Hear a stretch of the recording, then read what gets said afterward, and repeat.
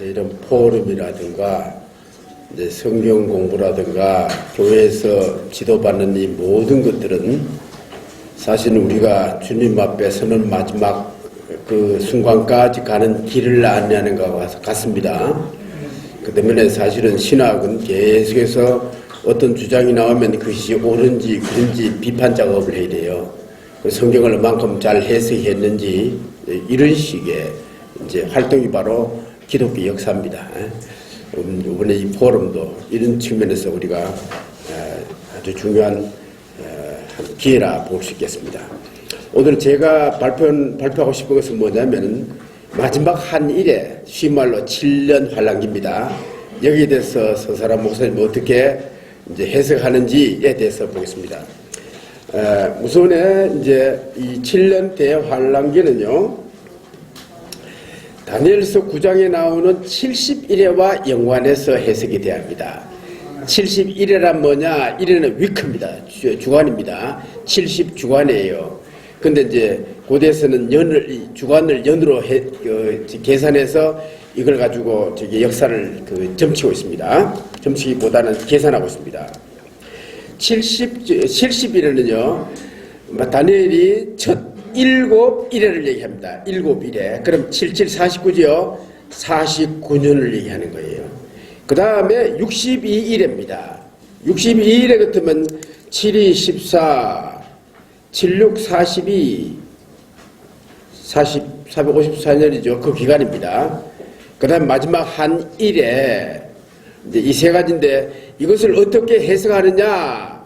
이것이 이제 7년 대환란기 문제와 연관되어 있습니다. 단순히 공기에 뚝 떨어진 게 아닙니다. 성경은 전체가 다 이가 맞습니다. 제가 한번 서 목사님 책을 한번 보면서 139쪽 한번 보세요.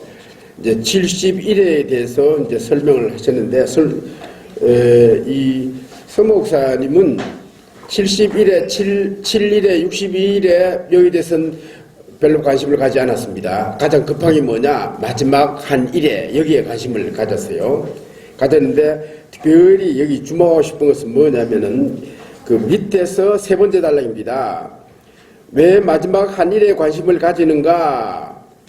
서 목사는 빌라델피아 교회에 보낸 편지에서 시험의 때를 대환란기와 연결하여 해석하기 때문입니다. 이 시험의 때는 마지막 때에 적그리스도가 나타나서 이 한 일회를 약속하고 그 후 3년 반에 지상에 있는 모든 사람들에게 강제로 짐승의 우상에게 경배하고 또 66표를 받게 하는 시기다, 이렇게 이제 지적했습니다.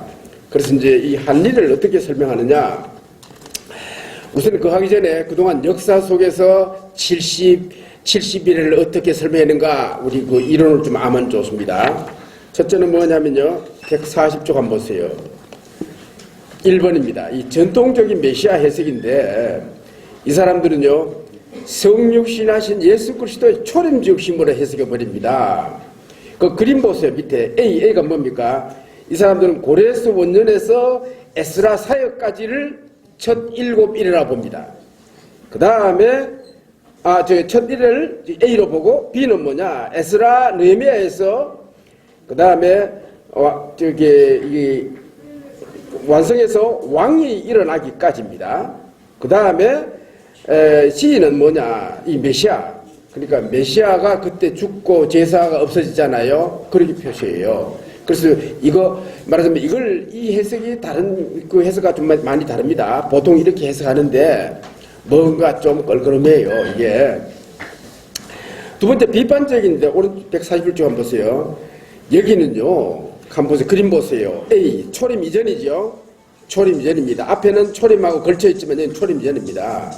A 보세요. 이거는 예루살렘 성이 망하고 고레스 귀환까지가 뭐다? 첫 7일입니다. 그 다음에 첫 7일에서 제사장 오니아 3세가 죽는 해까지를 이걸 62일이라고 해요. 여기 B잖아요. 그죠? 그 다음에 마지막 세 번째, 이걸 안티오쿠스 에페가 이거 에피입니다. 에피파네스. 이 에피파네스 4세는요, 흉악한 인간입니다. 이 사람은 적그리스도의 원형을 예표하는 인물이에요. 그러니까 말하자면 초림 이전 사건으로 이 비판주자들은 해석해버려요. 뭔가 이것도 미흡합니다.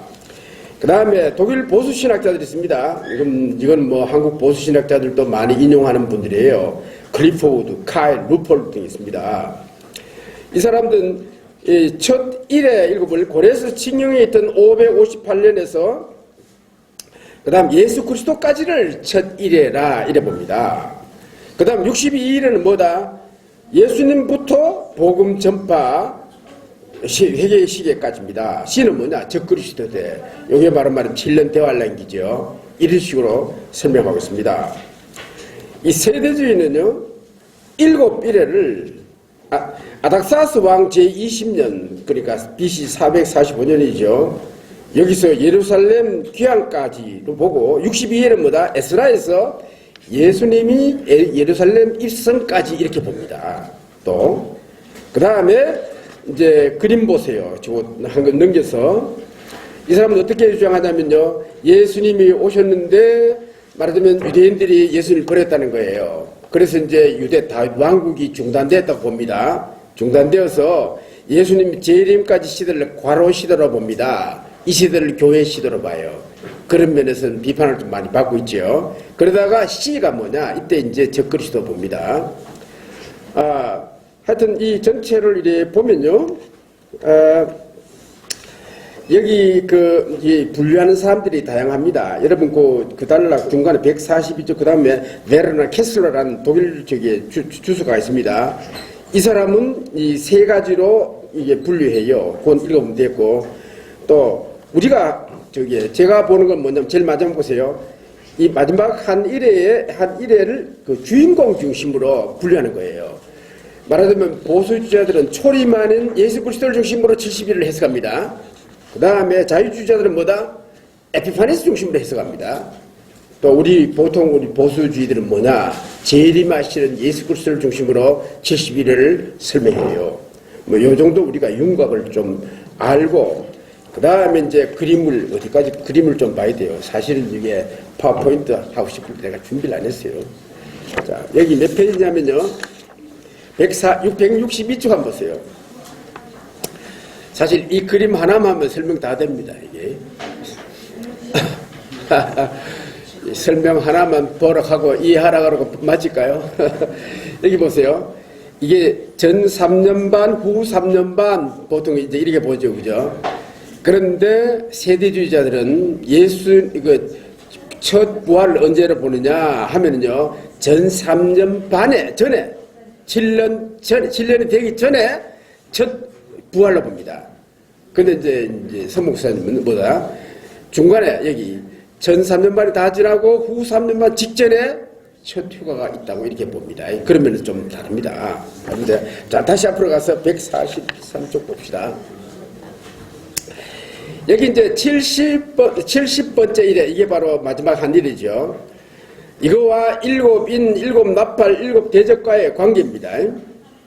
자, 여기 요한계시록은 사실은요, 이 일곱인, 일곱나팔, 일곱대접 중심으로 사건이 쫙 정리됩니다. 그렇죠?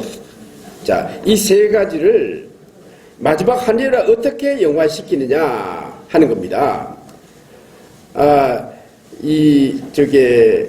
소위 말하자면 여러분, 무천년설은 뭐냐면요, 천년왕국이 없다는 겁니다. 없고, 작은 책자 보면 나옵니다. 뭐냐면, 예수님과 더불어 왕국이 시작됐다는 거예요. 문자적 천년왕국을 놔보지 않습니다. 그리고 예수님이 오셔서 이제 고난의 시간 거치다가 재림하실 때 영광스럽게 된다는 거지요. 이런 식으로 해석합니다. 그러나 이제 천년설은 주님이 재림하시고 문자적 천년 왕국이 있다고 이렇게 보는 겁니다. 그런데 이 사람들은 어떻게, 이게 일곱나팔, 일곱이 따로 차례로 이루는 것이 아니라 동시사건을 봅니다. 단지 설명할 때 말하면 일곱이 있잖아요. 그럼 약간 앞서가지고 일곱나팔, 약간 앞서가지고 그 다음에 일곱, 이런 식으로 하는 똑같은 사건으로 봅니다. 똑같은 사건을 말하자면 세 가지로 이제 해석한다 이거예요. 근데 이제 송목사님 글을 보면은 분명히 이거는 성경적으로 봐도 맞아요. 이거는 따로 이제 보여주고 있습니다. 근데 여기에 그 순교자들이, 여러분 요한계시록 보면 순교자들이 호소하지 않습니까? 이때가 이제 5째 인입니다. 그렇다면 뭐래요? 여섯째 인부터 이제 이게 말하자면 7년 대왕과 한란기와 연관된다는 거죠. 그래서 사실은 이제 일곱 나파 이 전체는 사실은 그 예루살렘의 초림부터 재림 사이에 일어나는 사건을 설명한다. 이제 이렇게 보면 되겠습니다. 그리고 이제 그 다음 달에 보면 서목서는 일곱째 인을 떼자 일곱 나팔에 주어진과 동시에 첫 나팔에서 여섯 나팔까지 여러 장들을 주목하며 일곱 나팔을 불자 일곱 대접장이 뒤따라 난다. 차례 일어난다는 거죠. 요컨대 위에 성경보다 서목상 우리 예수 그리스도의 초림부터 이건 됐고 그 다음 봅시다. 이제 역사적 전천년설과 그다음 무천년설은요. 이제 이게 중요합니다. 이 사람들은요 7년 대왕기를 어떻게 보냐면 예수님의 초림과 재림 사이를 봅니다. 이게 7년이라는 거예요. 그러니까 이 전혀 다르죠. 이게 자 여기 이제 여러 가지 이제 주석가들을 내가 여기 저기 언급하면서 이제 비판적으로 여러 개 해놨습니다. 이건 뭐 저기 할 거 없고 144쪽 한번 보세요. 여기 저 위에 서쳤달라게 이상근 이 사람은 한국에 아주 돌아가셨는데 대표적인 주석가입니다. 이분은 계시록 7장 14절에 큰 환란을 재림 이전에 닥쳐올 최후의 대환란을 가리킨다 이렇게 봅니다.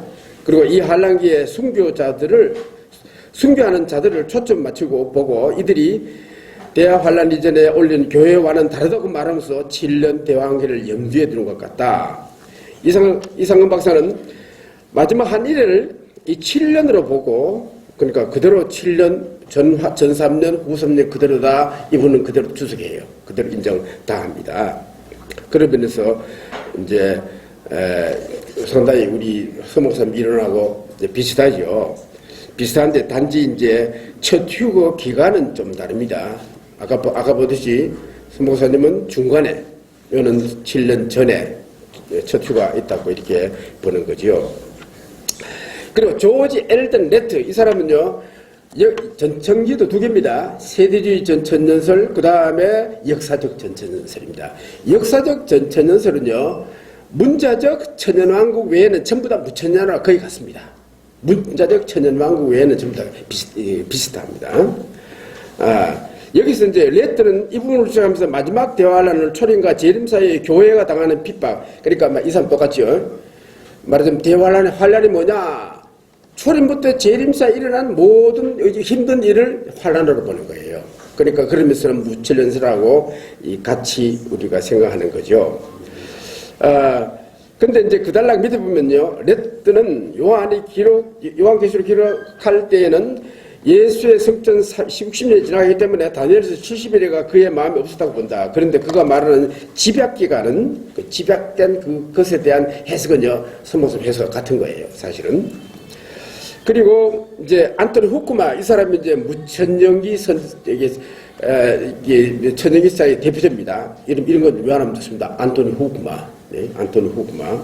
이 사람도 동시에 그렇게 이제 보고 있습니다. 자, 그 나머지는 우리 그대로 지나가기로 하겠습니다. 자, B, 큰 B입니다. 말하자면 이 7년 동안 일어나는 이 일이 7년 바로 직전에 뭐가 일어나며 전 3년 전에 뭐가 일어나며 후 3년 뭐가 일어난지에 대한 서목사님의 해석을 우리가 한번 살펴봅시다.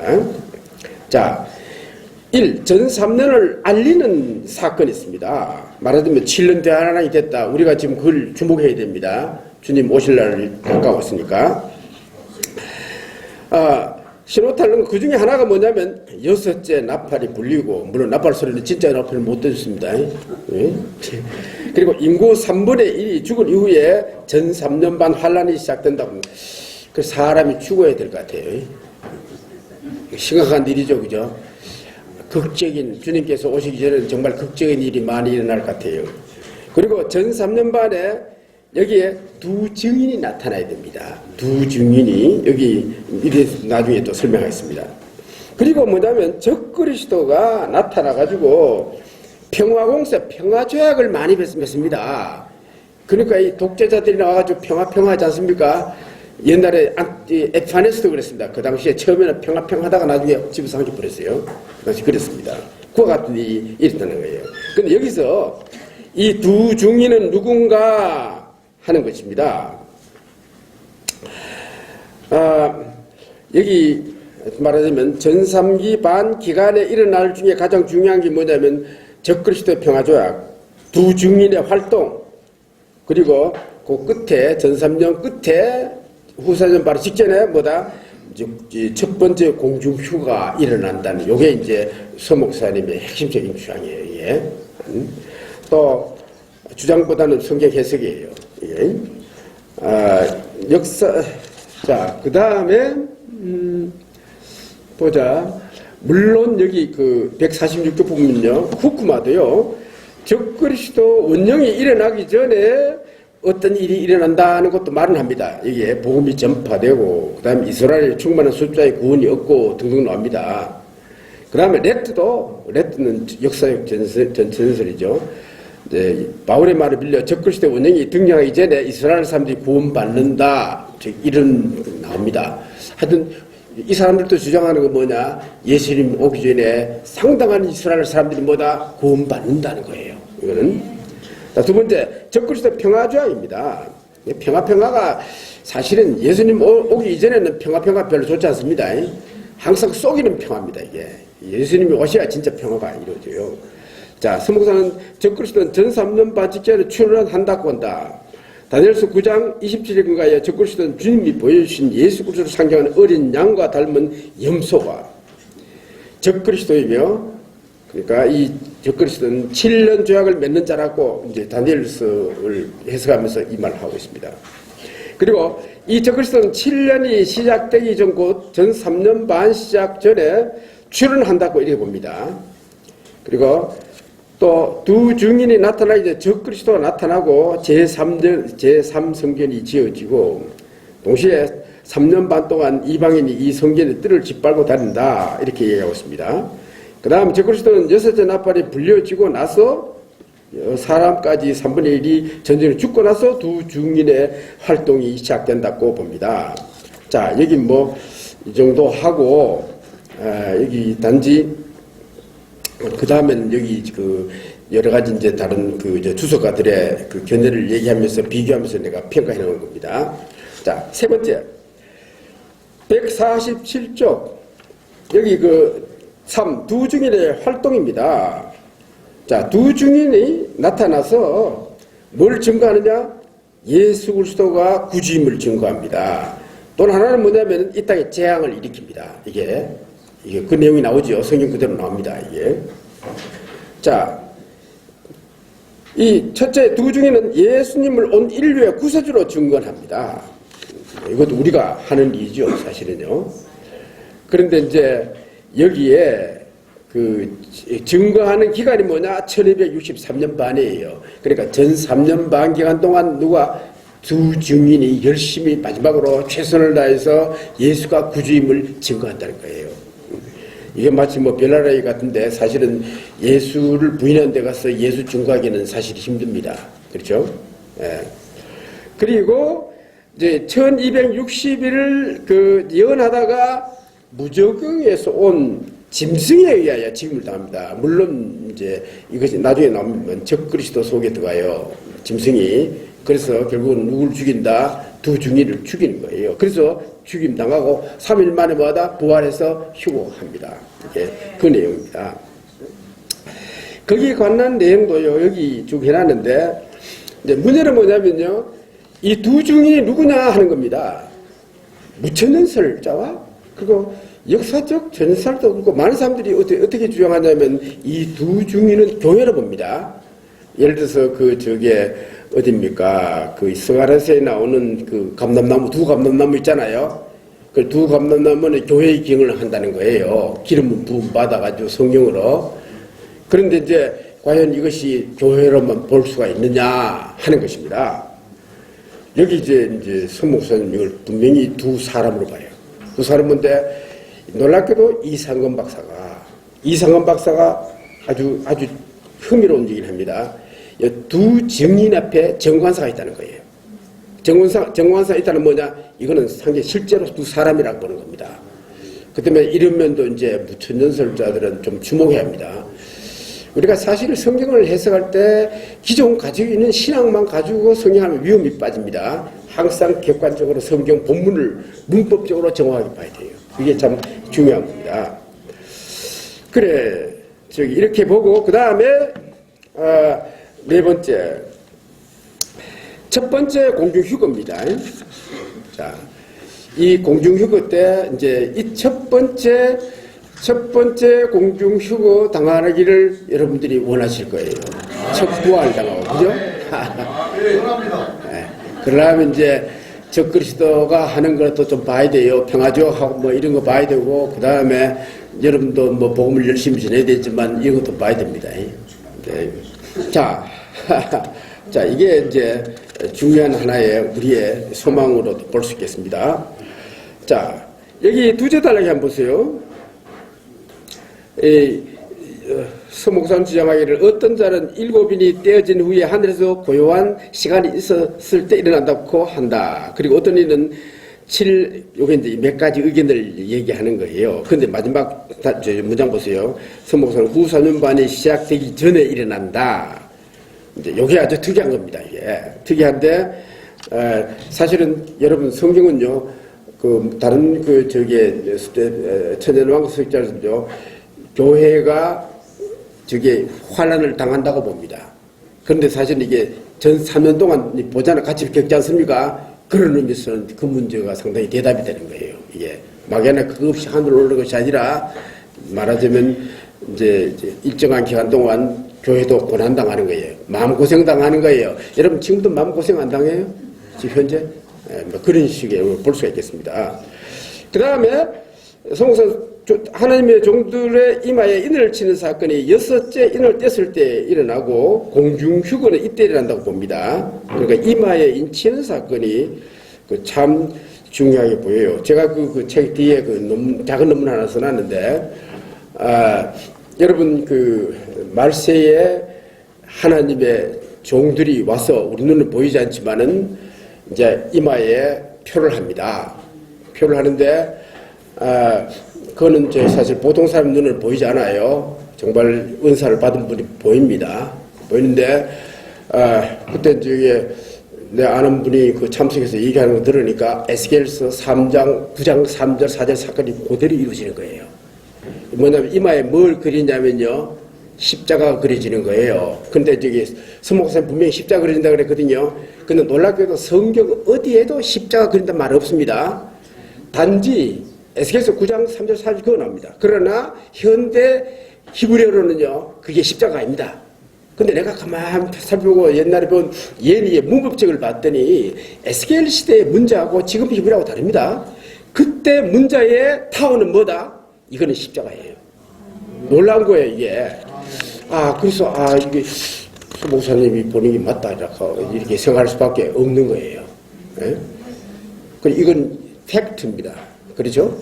그래서 이제 에스겔 시대 사건이 지금 일어난다. 이거는 우리가 아주 심각하게 받아들여야 될 일이다. 이렇게 보는 것입니다. 자, 여기 그 외에는 공중 나오는데 이거 다 읽으면 재미가 없어요. 하여튼 여기 150쪽 한번 봅시다. 중간에 이상근 박사는 언급된 첫째 부활을 대환란을 통과한 성도들이 부활하여 천연왕국 들어가는 것을 해석하여 첫째 부활을 우화적으로 해석하는 무천년설을 비판적으로 봅니다. 비판해요, 이걸요. 이거는 말하자면 무천년설자들은요, 첫째 부활을 어떻게 보느냐면 중생하는 걸 첫째 부활로 봅니다. 그러는데 여기 대해서 역사적 전전자인 이 레트는 비판합니다. 또 그렇지 않다. 여러분 중생이 첫 부활이면 그 외에 많은 이 주석가들이 이걸 실제로 육체적 부활을 보는 거예요. 단순히. 그리고 요한계시록 20장에 보면요, 거기 순교자들이 올라가고 하는 게 있지 않습니까? 그것을 첫 부활로 보는 거예요. 이거는 육체적 부활이 아닙니다. 그러나 분명히 첫 부활은 육체적 부활이다. 이것이 이제 많은 주석가들의 지지를 지금 받고 있는 것입니다. 이게. 그리고 저게 151쪽 한번 보세요. 마지막 한일의 후 3년 반에 뭐가 일어났냐 하는 겁니다. 서목사에 의하면 후 3년 반 동안에 큰 혼란은 7번째 나팔이 불려지고 시작된다. 여기서 우리가 관심 이 기간 동안 무슨 일이 전개됐냐 하는 것입니다. 이제 첫째 짐승들의 등장입니다. 서목사는 후 3년 반 시기에 시작되기 전에 바다에서 무적에서 짐승이 올라간다고 이렇게 봅니다. 그리고 계시록 11장 7절에 의하여 서목사는 이 짐승의 등장은 두 증인의 증거가 맞춰질 즈음에 일어난다 이래 보는 거예요. 그러니까 이 두 증인이 이제 죽기 전에 이제 일어나는 거예요, 이게. 그리고 계시록 11장 짐승과 계시록 13장의 1의 짐승과 동일한 것이라고 한다. 그런 짐승이 두 증인과 전쟁하고 이들을 죽이며 성도들과 싸워 이긴다고 한다. 그런데 이 짐승이 적그리스도라고 말하잖아요.